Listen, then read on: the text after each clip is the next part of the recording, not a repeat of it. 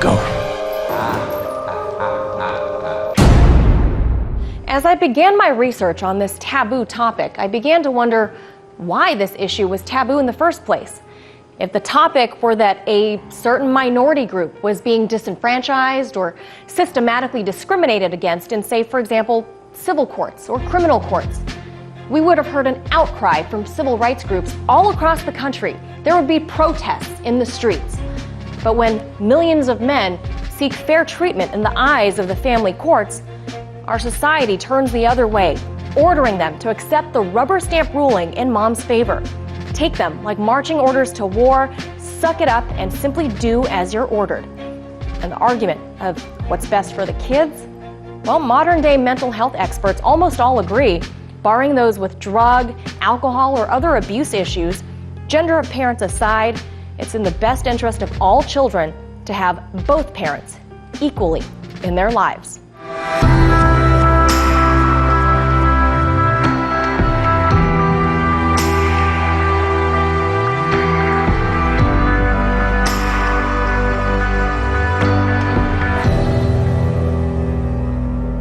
Load up on guns, bring your friends, it's fun to lose and to pretend she's overboard and self-assured.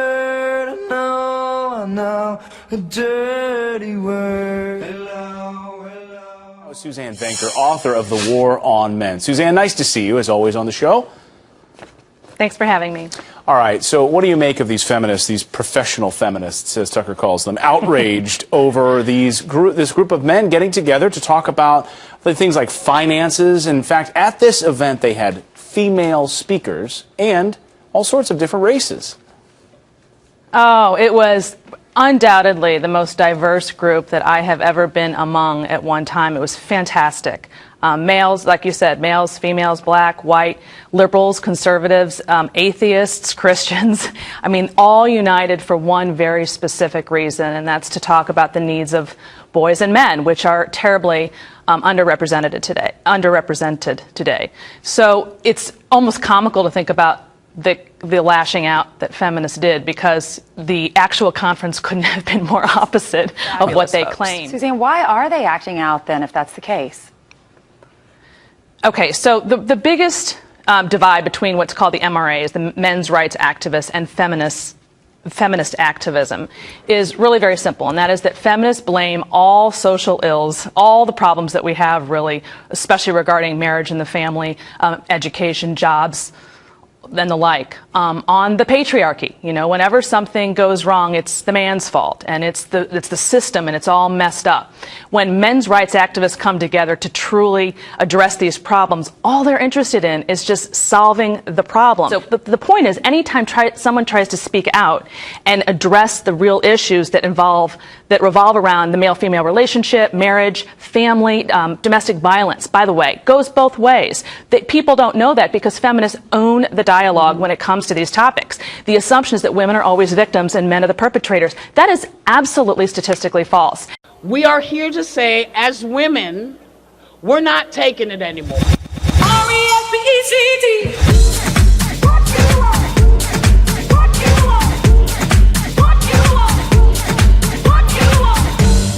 What you want? Baby, I got it. What you need?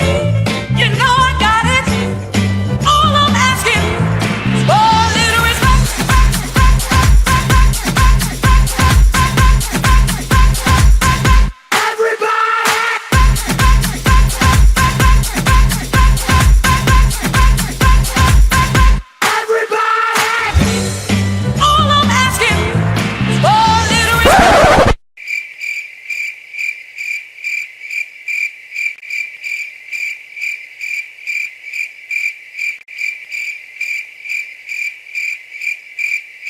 Being here is fine. What's considered part of the highway? Sorry.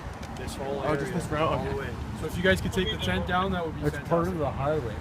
The area that Yeah. Where's that? I don't I understand know. that. I know. It's I am a public bit property. confused as to how. Which street is this again? To be honest, I don't even remember. This is. We are the ones who are left with that trauma, okay? Our friends, us, our bodies, we're the ones that have to bear that trauma. Shut it down! Sexism! Shut it down!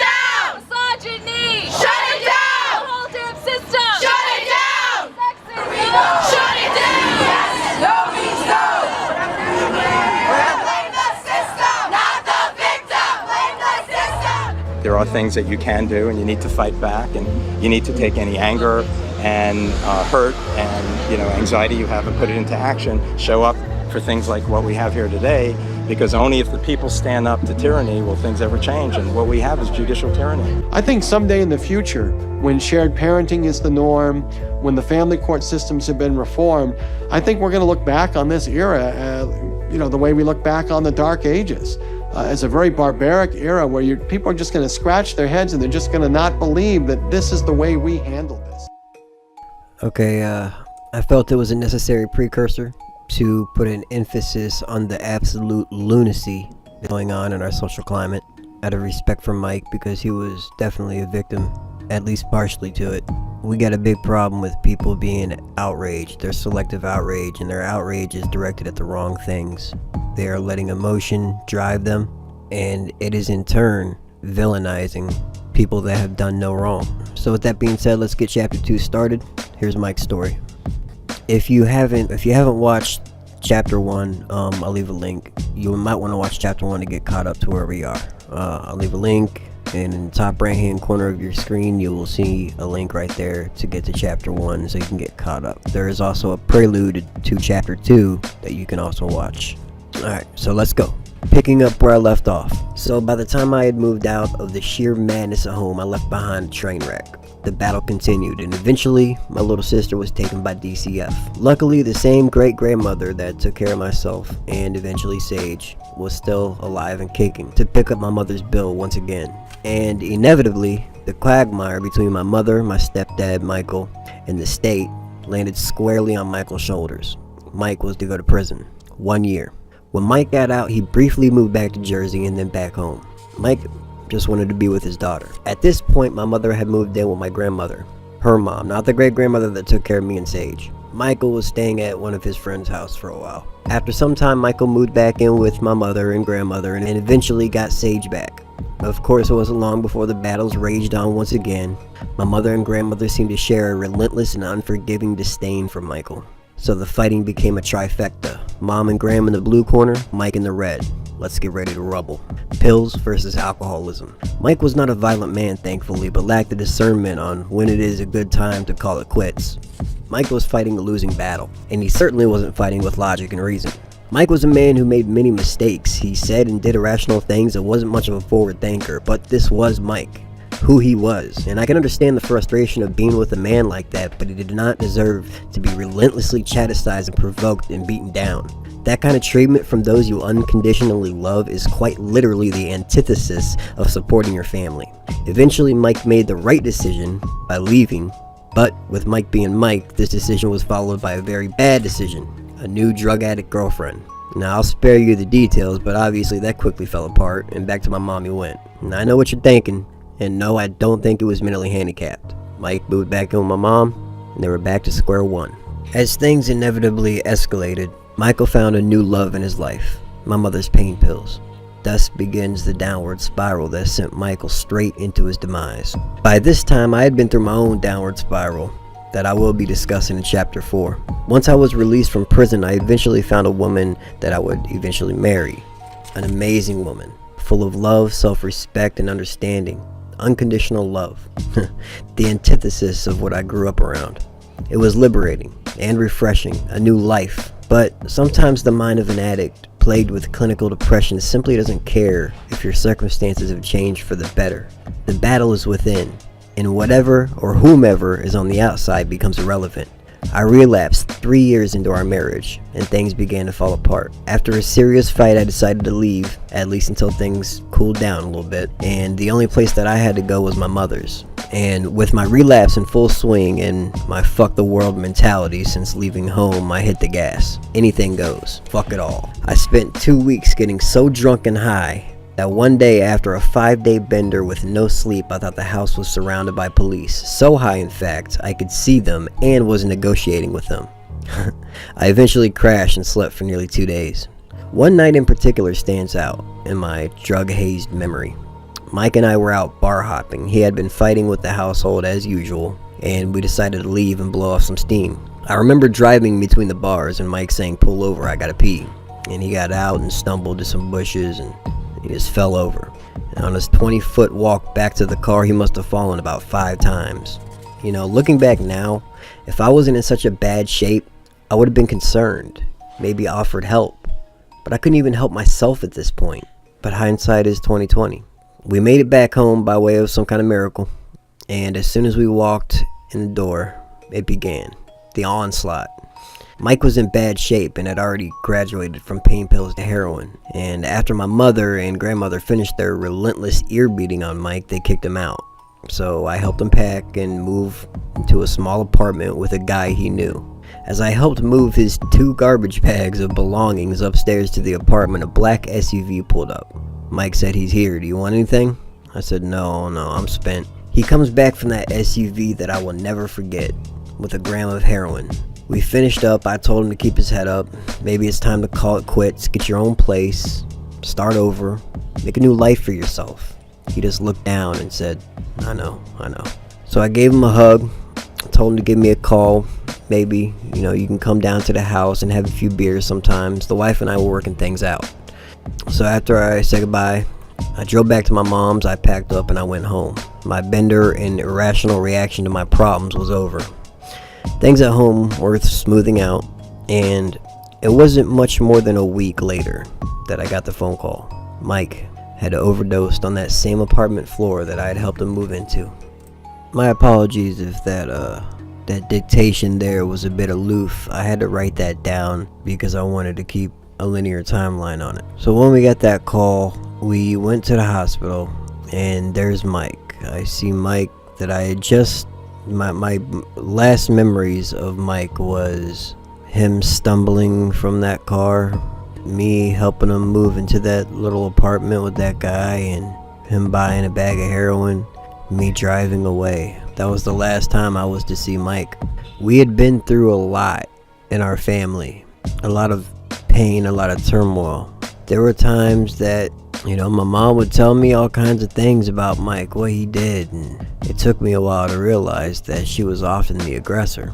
There were times that I even went out looking for Mike to beat his ass because of what he did to her. But now I have to wonder whether or not she did it to herself after I seen her beating herself up, bruising herself for when the cops came so she can blame shit on him and get him sent to jail. Mike wasn't a bad guy. He was an addict. It turned out to be an addict. He was an alcoholic. He was a bit of a fuck up on a lot of things, but like I said in my previous one, the man loved his family, and he really just wanted to be with his family. The poor son bitch just couldn't get right, and he surely had no help. He had no support whatsoever. Matter of fact, quite the opposite of support. He was consistently beaten down. And I do this for Mike because he needs his voice heard. He needs his side told. Was Mike a bit of a fuck up? Yes. Did he make a lot of mistakes? Yes. Did he lack the faculties to make right decisions in certain situations? Yes. Yeah. He was a beta guy. He wasn't an aggressive man. He wasn't a man's man. But he wasn't a bad man either. We have to ask ourselves, to what standard do we hold people to? And once we hold them to that standard, if they're your loved ones, what do we do about it? Do we chastise them for it? Or do we confront them and try to help? Do we try to offer a hand out? One thing that I learned from Mike in Mike's passing is something that we overlook often as people, is how much of an effect that we have on one another by way of how we treat one another. This goes to the golden rule, man. Do unto others. People aren't perfect. Nobody's perfect. But everybody deserves love. Everybody deserves to be cared for. And it sometimes can be hard, because I know when I saw Mike laying there lifeless on that hospital bed, all the shitty things that were said to him and done to him just flashed through my head. And there were times that when I was younger, I participated in the group think, and I felt like he was a bad guy. But that was when I was much younger. And I just stood there and stared at Michael lifeless in the hospital bed, tears streaming down my face, and I just said, man, I'm fucking sorry. I'm sorry. Mike deserved better, but he also deserved to do better by himself. We need to be there for each other, and I've said this before and I'll say it again. When it comes to relationships, if you are dealing with somebody with an addiction or something like that, there are only two answers. You either support them and try to help them through it, or leave them, because if you do anything else, it's just going to hurt them. Do not stick around to chastise them. Do not stick around to tell them how shitty of a person they are, how many mistakes they've made. You're kicking a dead horse. I mean, I know me personally, if you sit and tell me about the things that I did in the past, which I would be myself talking about in chapter 4, it's laughable. You're kicking a dead horse. I'm my own worst critic.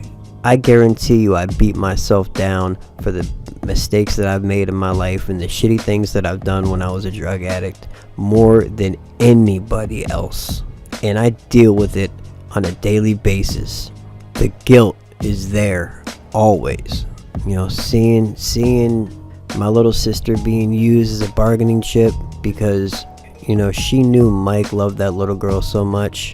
It's doing shit like that is just some of the most heinous shit, to use a child as a bargaining chip and using them against somebody. That is just heinous. I think I'll end it here. I love you, Mike. Rest in peace. Manic Asylum.